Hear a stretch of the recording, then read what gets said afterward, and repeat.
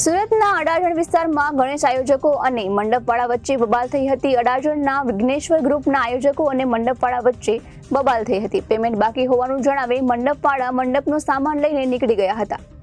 સુરતના અડાજણ વિસ્તારમાં ગણેશ આયોજકો અને મંડપવાળા વચ્ચે બબાલ થઈ હતી। અડાજણના વિઘ્નેશ્વર ગ્રુપના આયોજકો અને મંડપવાળા વચ્ચે બબાલ થઈ હતી, જેમાં પેમેન્ટ બાકી હોવાનું જણાવી મંડપવાળા મંડપનો સામાન લઈને નીકળી ગયા હતા।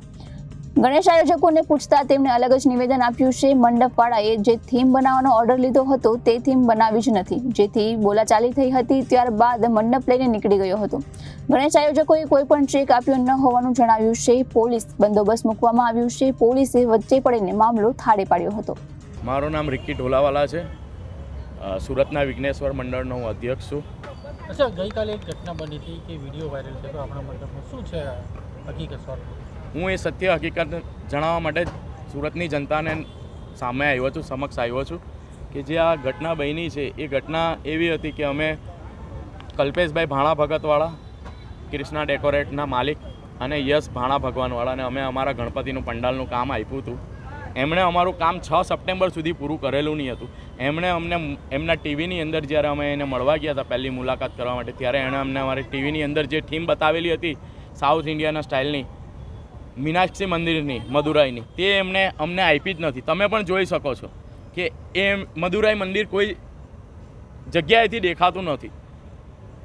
એમણે 6 સપ્ટેમ્બર સુધી અમારો મંડપ તૈયાર કરેલો નહીં હતો, રાત્રે 12 વાગ્યા સુધી। આ મંડપ પણ જેટલું પણ પ્રિન્ટિંગ દેખાય છે, પ્રિન્ટ દેખાય છે, એ બધું અમે જાતે જ કર્યું છે। અમારી પાસે વિઝ્યુઅલ છે। અમારા છોકરાઓએ, મંડળના છોકરાઓએ જાતે પેન્ટ કરી છે પીછી ફેરવીને।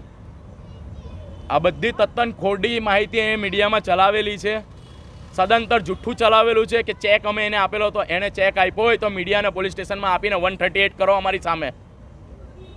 અમે કોઈ ચેક આપ્યો નથી એને, ને કોઈ ચેક રિટર્ન થયો નથી અમારો। એટલે ખોટી માહિતીઓ આપે છે ને ખોટી રીતે અમારી ધર્મની લાગણીઓ, અમારા મંડપની લાગણીઓ દુભાવેલી છે। ગણેશ ઉત્સવની અંદર આ પ્રતિમા જે અમારી ગણપતિ બાપાની પડી છે, મૂકી છે અમે, તે પ્રતિમાના મંડપની અંદર પણ એને ખંડિત કરવાની ટ્રાય કરી છે।